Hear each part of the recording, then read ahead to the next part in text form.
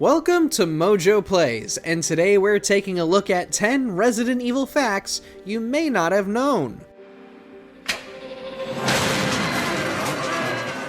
Biohazard 2.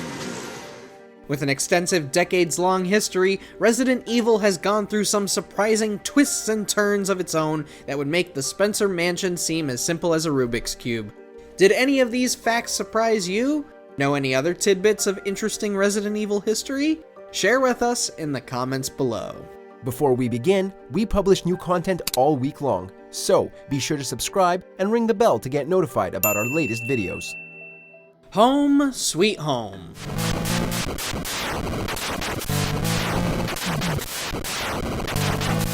While franchises like Resident Evil have gone on to attain legendary status across the wide world of entertainment, even the most successful properties need to have taken inspiration from somewhere else.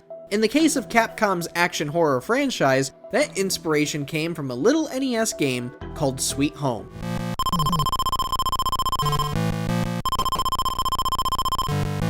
Cited as a masterpiece by RE's creator Shinji Mikami, Sweet Home was basically the grandfather of the survival horror genre, incorporating RPG mechanics into its gameplay and focusing much more on puzzles and inventory management, not just scaring the player. Simply spend an hour or so with this title, and one can see how many horror games today, not just Resident Evil, have evolved and innovated thanks to the groundwork laid out by Sweet Home. And you know what's funny enough? This was also made by Capcom.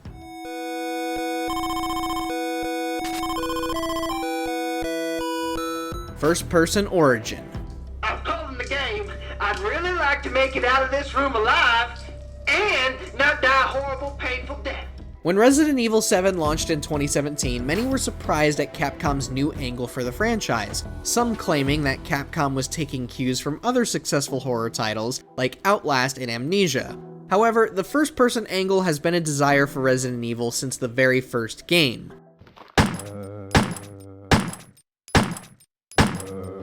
Early in development, Capcom intended for the first Resident Evil to be experienced in a first-person view with a UI similar to games like Doom. As much as Mikami wanted this as a part of the finished game as it was a way to immerse the player more, the original PlayStation hardware could not handle it, and so it was scrapped.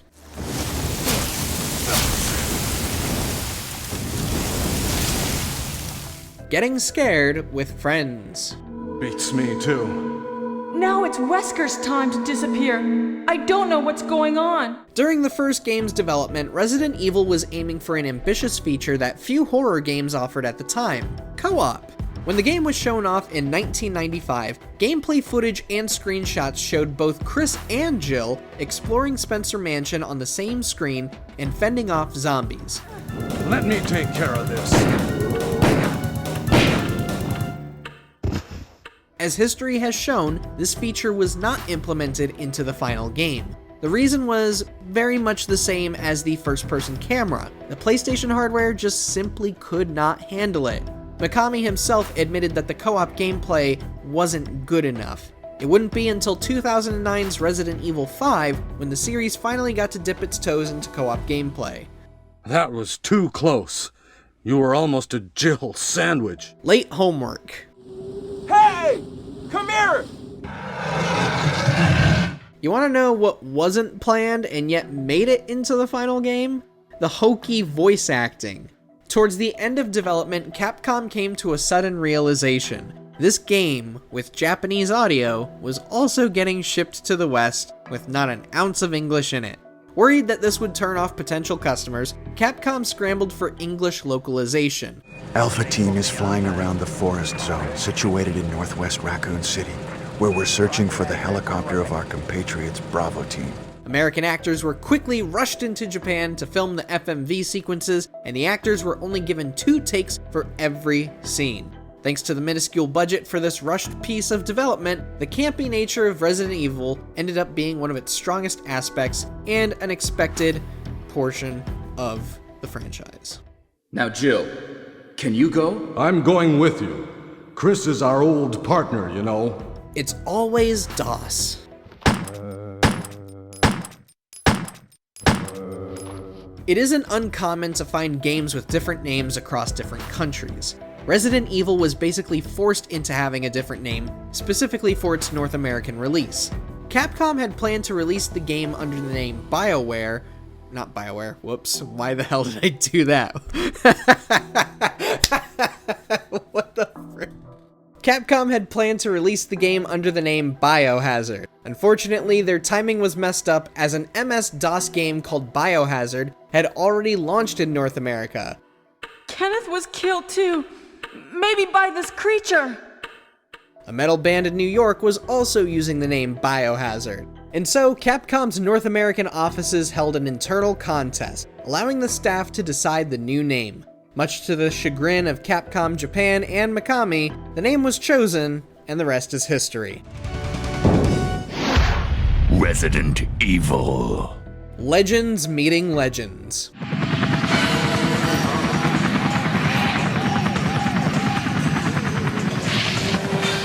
In addition to a massive success in the realm of video games, Resident Evil found surprising success in the world of cinema too. Horror movie fans and Resident Evil fans are all too familiar with Alice today, but there was a moment where the franchise could have gone down a completely different route.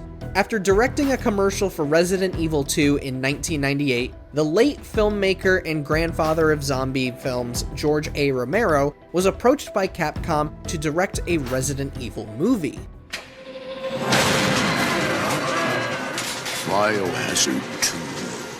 Makes sense considering Mikami has stated how much of a Romero fan he is and how Night of the Living Dead influenced Resident Evil. Romero would turn down the offer at first, before handing them a draft of what he wanted to do. According to Romero himself, Capcom and production house Constantine Films liked the script. The head of Constantine Films, on the other hand, did not, and they went with Paul W.S. Anderson's version instead. Currently, the University of Pittsburgh holds Romero's drafts in their George A. Romero archival collection, so if you want to read it for yourself, it's there. Ending the duology?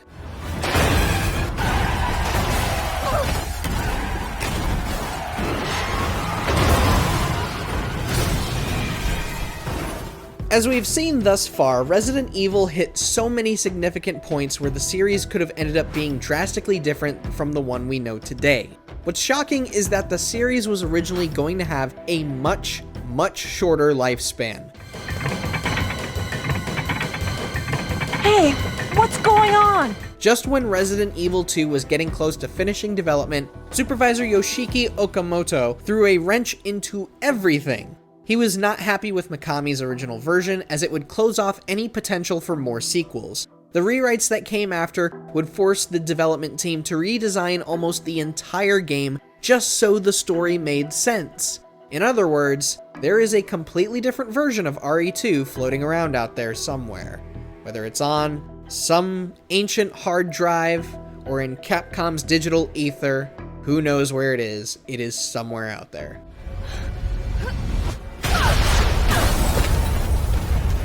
Horror in your pocket.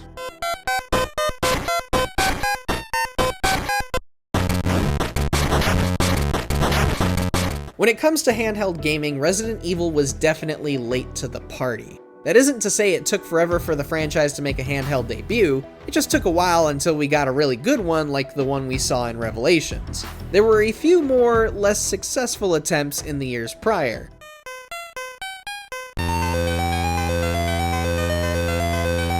Resident Evil Gaiden, released for the Game Boy Color, featured a weird blend of shooting gallery gameplay with an RPG-like setup. You know, the enemy approaches you, you get ambushed, and then you're taken to another screen, the whole 9 yards. Then we had the clunky pocket game from Tiger Electronics. Yeah, that was a thing. And then you had the DS remake of the first game, Resident Evil Deadly Silence, that was only released in Japan and featured a surprisingly decent multiplayer mode. Still waiting to hear from Capcom as to why us Westerners never got that one. Why is that, huh?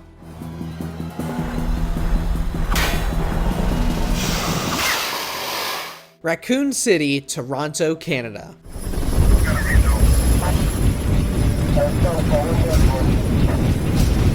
Location scouting is incredibly important in entertainment when you're trying to make your experience invoke a certain tone or atmosphere. With its countless exotic landmarks, one can easily decipher what regions of the world Capcom pulls from for Resident Evil. But one location remains somewhat of a mystery. What is Raccoon City based on?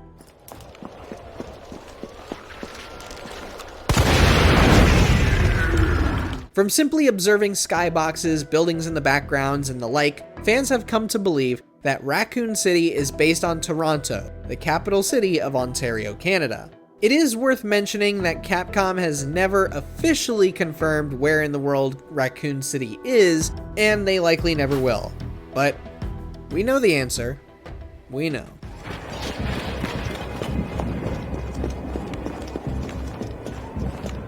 Leon S. Kennedy, Capcom's money prophet.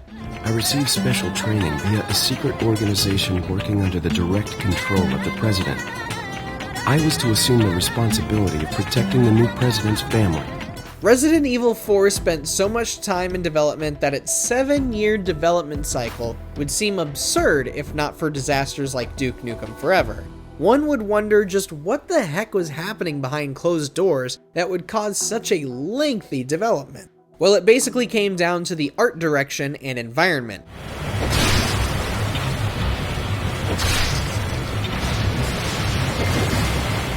At one point, RE4 involved demons, but the theme didn't feel like Resident Evil. However, the concept would be recycled for Devil May Cry, which would go on to become another massive Capcom franchise.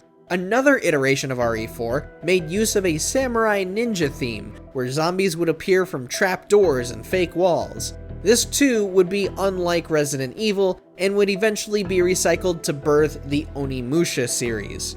Basically, RE4 helped bring forth new ideas while it tried to get its own bearings in order, and it only makes the title even more significant in both Resident Evil and Capcom's history.